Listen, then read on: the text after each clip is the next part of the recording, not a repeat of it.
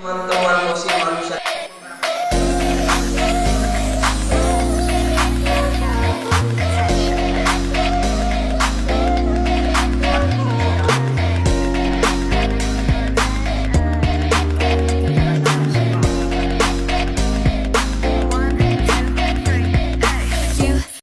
Kamu nanya, udah biar aku kasih tahu ya. Apaan?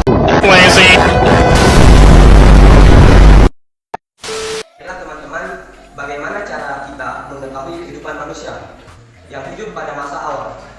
Ada dua cara, yaitu melalui sisa-sisa manusia, tumbuhan, dan hewan yang telah membatu atau biasa disebut fosil, dan melalui benda-benda peninggalan sebagai hasil budaya manusia, alat-alat rumah tangga, bangunan, artefak, perhiasan, senjata, atau fosil manusia purba yang diketemukan. Kehidupan manusia purba di Indonesia diketahui melalui peninggalan fosil tulang belulang mereka. Fosil-fosil tersebut meliputi tengkorak, badan, dan kaki. Berdasarkan penelitian, dapat disimpulkan bahwa mereka berbeda dengan manusia modern sekarang, namun memiliki tingkat kecerdasan tertentu yang lebih tinggi dibandingkan dengan jenis kera. Mereka telah memiliki tingkat kemampuan untuk mengembangkan kehidupan seperti halnya manusia sekarang, walaupun dengan tingkat yang sangat terbatas.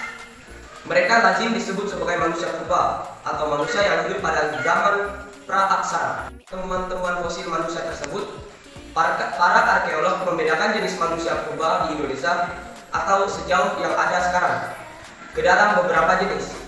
Dari jenis-jenis yang ada, para ahli membuat semacam tingkatan perkembangan dari manusia purba yang tertua hingga yang lebih muda, yang didasarkan pada indikator-indikator tertentu. Beberapa jenis manusia purba yang akan dijelaskan. Yang pertama saya akan menjelaskan tentang Meganthropus paleojapanicus. Meganthropus paleojapanicus atau manusia besar tertua dari Pulau Jawa adalah jenis manusia purba yang paling tua atau primitif yang pernah ditemukan di Indonesia atau tepatnya di Jawa. Fosil Meganthropus paleojapanicus pertama kali ditemukan oleh arkeolog von Koenigswald dan Weldenreich antara tahun 1936 sampai 1941 di situs Sangiran pada formasi Pujangan.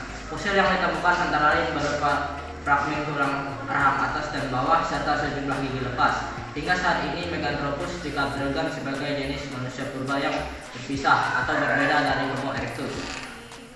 Berdasarkan hasil penemuan fosil-fosilnya, para ahli menyimpulkan bahwa Meganthropus paleojapanicus memiliki ciri-ciri sebagai berikut. Yang pertama, hidup pada masa Pleistosen awal. Yang kedua, memiliki rahang bawah yang sangat tegap dan geraham yang besar. Yang ketiga, memiliki bentuk gigi yang hanonim. Yang keempat, memiliki otot-otot kunyah yang kuat.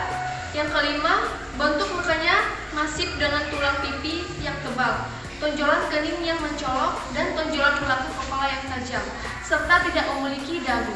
Yang keenam, memakan jenis tumbuh-tumbuhan.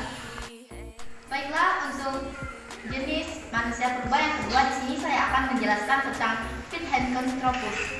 Pithecanthropus atau manusia kera adalah jenis manusia purba yang fosil-fosilnya paling banyak ditemukan di Indonesia.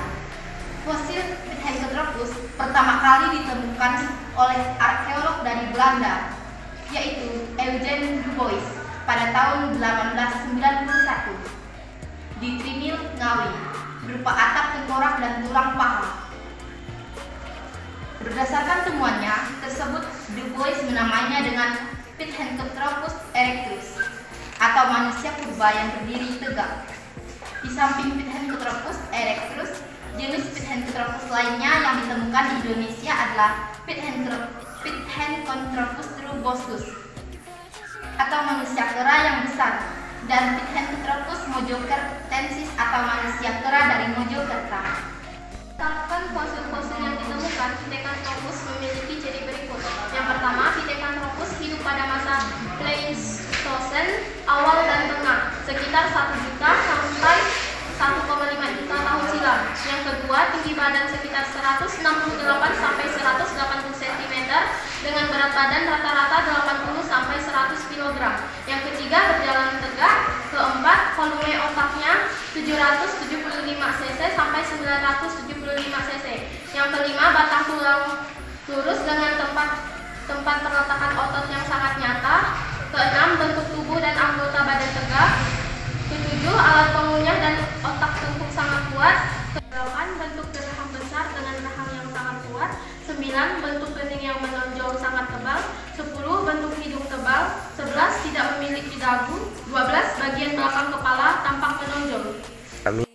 Dari manusia purba yang ketiga yaitu Homo sapiens. Di antara fosil yang berhasil ditemukan di Indonesia adalah jenis Solensis dari Solo dan Wajakensis dari Wajak Mojokerto. Secara umum, Homo sapiens memiliki ciri yang lebih progresif dibanding Khusus yang memiliki ciri-ciri berikut. Yang pertama, volume otak bervariasi antara 1000 sampai 1400 cc. Yang kedua, otak besar dan otak kecil sudah berkembang, terutama pada bagian kulit otaknya. Yang ketiga, tinggi badan sekitar 130 sampai 210 cm dengan berat badan rata-rata 30 sampai 150 kg. Yang keempat, tulang rahi dan bagian belakang tengkorak sudah bulat dan tinggi.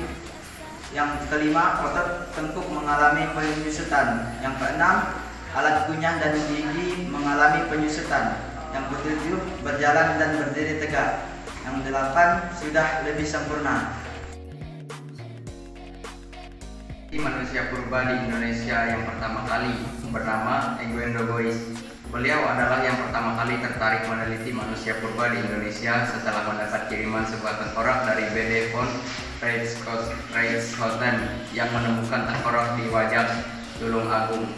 Fosil itu dinamai Homo wajakensis, termasuk dalam jenis Homo sapiens, manusia yang sudah berpikir maju. Fosil lain yang ditemukan adalah Pithecanthropus erectus. Pithetos yang berarti kera, Anthropus berarti manusia, Erectus yang berarti berjalan tegak. Ditemukan di daerah Tirinil, pinggir Bengawan Solo, dekat Ngawi, tahun 1891. Penemuan ini sangat menggemparkan dunia ilmu pengetahuan. Peneliti manusia purba di Indonesia yang kedua yaitu Gustav Heinrich Rauch. Hasil penemuannya adalah fosil tengkorak di Ngandong, Blora. Tahun 1936 ditemukan tengkorak anak di Perning, Mojokerto. Tahun 1937 sampai 1941 ditemukan tengkorak tulang dan rahang Homo erectus dan Meganthropus paleojavanicus di Sangiran, Solo. Penemuan lain tentang manusia purba. Ditemukan tengkorak, rahang, tulang pinggul, dan tulang paha manusia Meganthropus, Homo erectus, dan Homo sapiens. Di lokasi Sangiran, Sambung Macan, Sragen, Trinil, Ngandong, dan Patiam, Kudus. Berdasarkan pembahasan tadi, setelah Indonesia merdeka, penelitian tentang manusia purba dilanjutkan oleh para ahli dari Indonesia. Di antaranya adalah Prof. Dr. Teuku Jacok. Ia mengadakan penelitian di Desa Sangiran lagi di sepanjang Sungai Bengawan, Solo. Penelitian ini berhasil menemukan 13 fosil. Fosil terakhir ditemukan pada tahun 1973 di Desa Sambung Macan, Sragen, Jawa Tengah. Berdasarkan pembahasan video tadi, diperoleh kesimpulan manusia yang hidup pada zaman prasejarah disebut manusia purba.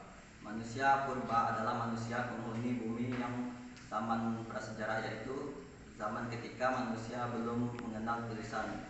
Ditemukannya manusia purba karena adanya fosil dan artefak. Ada beberapa jenis manusia purba yang ditemukan di wilayah Indonesia. Meganthropus paleojavanicus, yaitu manusia purba yang tubuh besar tertua di Jawa, dan Pithecanthropus adalah manusia kera yang berjalan tegak. Homo sapiens adalah jenis manusia purba yang memiliki bentuk tubuh yang sama dengan manusia sekarang. Mereka telah memiliki sifat seperti manusia sekarang. Kehidupan mereka sangat sederhana dan hidupnya mengembara. Jenis kaum Homo sapiens yang ditemukan di Indonesia ada dua, yaitu Homo soluensis yang berarti manusia purba dan dari Solo, dan Homo wajensis yaitu yang berarti manusia purba dari wajah. And it sounds like